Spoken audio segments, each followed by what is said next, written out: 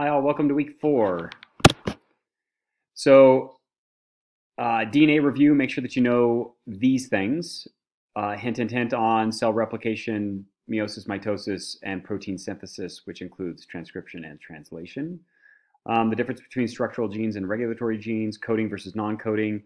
Sometimes non-coding DNA is referred to as junk DNA. They used to think that it didn't matter. They're rethinking that now with more scientific research. ABO blood type, where 2 or more variants exist. And again, I give kind of some examples here of blood type. If you're blood type A and that's your phenotype, then either you have the alleles AA or AO. O is always recessive. Polygenetic and epigenetics and heritability. Natural selection. Again, phenotype also plays into natural selection. And I put here in parentheses, think camouflage. So again, if you are a bright yellow moth hanging out in green foliage, you will be picked off by the birds first. So this is how phenotype actually plays into natural selection. 1949, Anthony Allison does some research on sickle cell, malaria, and actually there's a sickle cell video for this week. So I don't want to totally give it away, but he looks at 20 to 30% of the population carrying the gene for sickle cell in the lowlands, and then up in the mountains is only 1%. This had to do with, again, mosquitoes and where they live.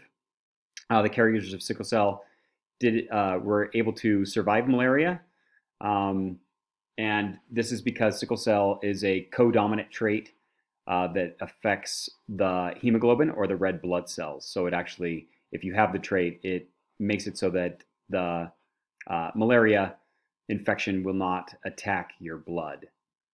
Disease can be an agent of natural selection. All right, patterns, different types of selection. Directional selection is selection for one allele over the other, causing the allele frequency to shift in one direction. And it could be argued that sickle cell is one of those directional selection kind of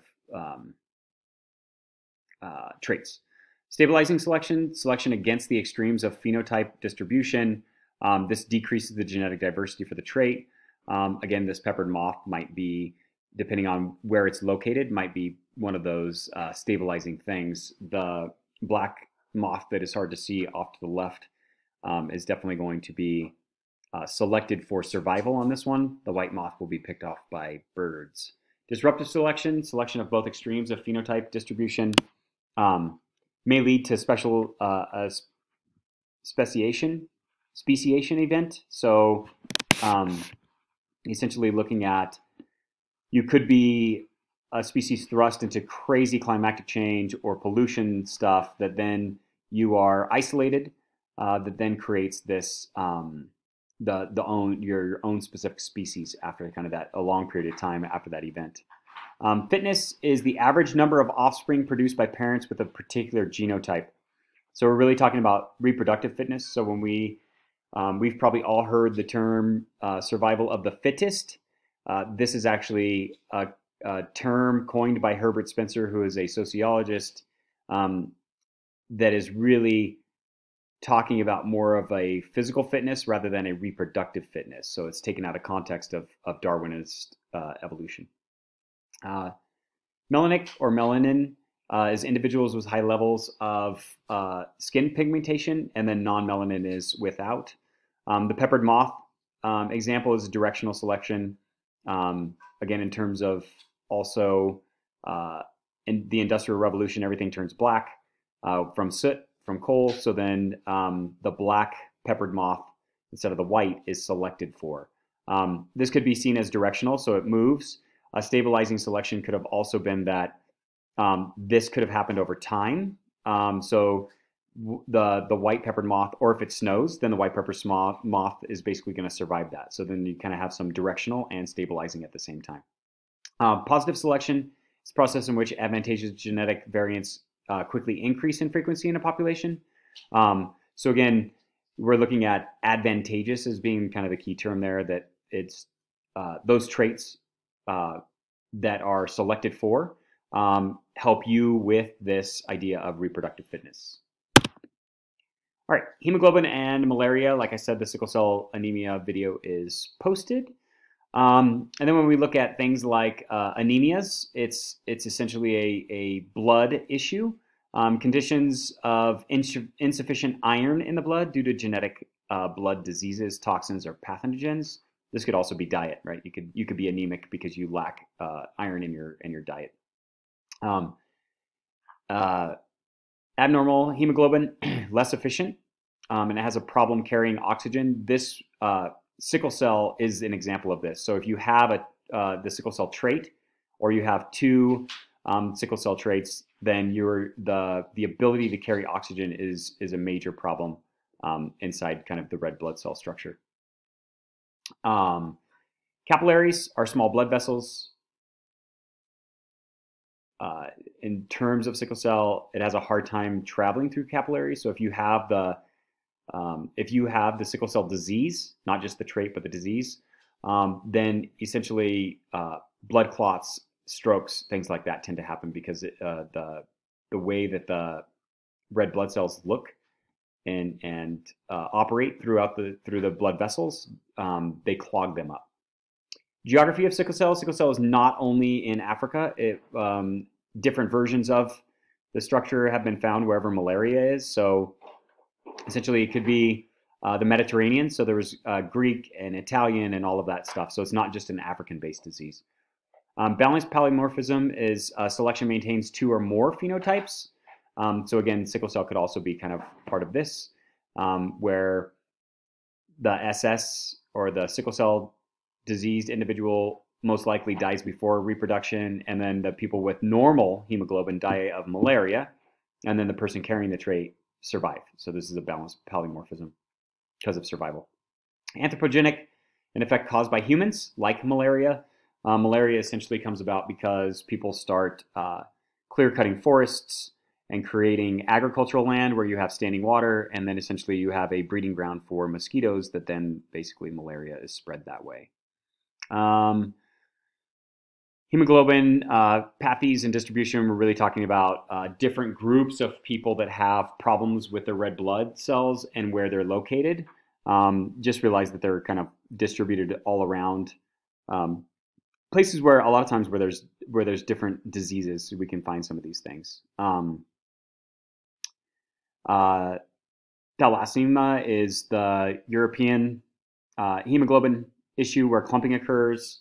Again, it's heterozygous advantage, glucose 6, fauvism. These are all examples. The mutation aspect of evolution is the only source of new genetic variation or material in a population. Sometimes it's during replication. Sometimes it's during protein synthesis. So if the problem is not fixed by enzymes are also levels of proteins that cut out the bad part, are supposed to cut out the mutations. If the enzymes don't fix it, the regulatory proteins, then a mutation will occur. There's also issues with non-coding DNA, may be problematic as well. A problem with coding DNA in terms of mutation, it's a lot of times it's a bad mutation. So, but there are three different versions, right? There's positive mutations, which actually can give you an advantage in your environment. There's mutual mutations that do nothing, and then there's negative mutations that are disastrous. But there can be non-coding DNA. They talk about it not being necessarily problematic. This is starting to be discovered that there may be problems even in the non-coding DNA. Gamete mutations. Gametes are sex cells. Those can transfer to offspring. And then other types of mutations: spontaneous and induced, point, synonymous point, non-synonymous, and frame shift. Those mutations are all covered in the video also that I've provided for the week. Mutagens are basically pollutants, so anything that causes your body to react in some way. Klinefelter syndrome, males have an extra X chromosome, and it relates to reduced fertility. So this is essentially a mutation where an XXY would be kind of the genotype of the individual. All right, genetic drift. Genetic drift is an interesting one. It is looking at how gene frequency or allele frequency changes within a population over time. So that is like looking at your grandmother, your great grandmother. How much have your alleles changed in that in you over time? So this usually involves endogamous, which is groups within a specific population, and a endogamous marriage is that you're breeding within, people are breeding within the group that they are in. They're not pulling outside genetic material from other groups. Founder effect, this is kind of a illustration of founder's effect, where you have an original population, and one individual might end up with one allele or some structure, and then you're kind of isolated in this location, and then it multiplies into this big kind of thing, and this is a good visual representation of that. So like the O blood type is one of those. So again, if you think of this as a reality of the Native Americans coming over, a lot of Asian ancestry has B blood, but virtually most of the Native Americans that we blood test have O blood. So again, this would be an example of founder's effect. Huntington's chorea founder effect is basically a founder effect of genetic disorder that affects the nervous system. So this is a group of people that came over. They didn't necessarily know it because it was prior. They had a genetic kind of mutation or defect, and then that spread through this whole group of people. There are certain populations all over the world that have done that, where they've moved and become isolated, that then they have these very interesting kind of genetic diseases that pop up because of that structure. So population genetics, again, is related to genetic drift. And it's looking at the study of the change of allele frequency. And then we can kind of bring up some other ideas around this, right? Which is microevolution. In terms of that, the example is the beetle alleles changing from 75% and 25%, so colors of beetles. And then in the next generation, it's 71 to 29, in one generation to the next. And that also can relate to natural selection. So there's a lot of tie-in between these forces of evolution. Macroevolution is looking over many different generations and actually looking at speciation. And remember, the term species, species are defined as being able to produce viable offspring. So again, a mule and a horse can breed. They create a donkey and a horse can breed, and they create a mule.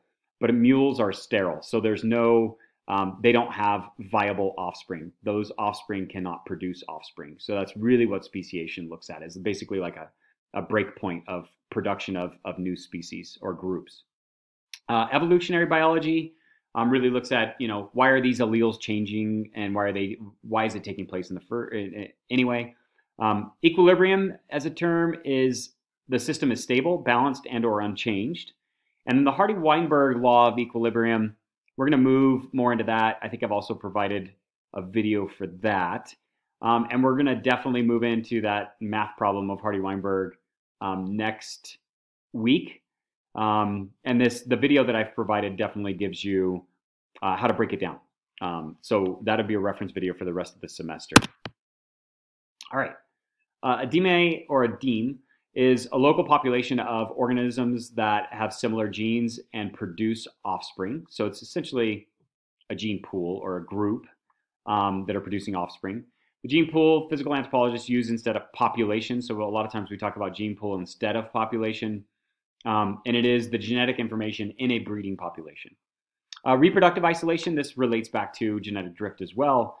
The environment is separate due to water, like an ocean, so if you're on an island.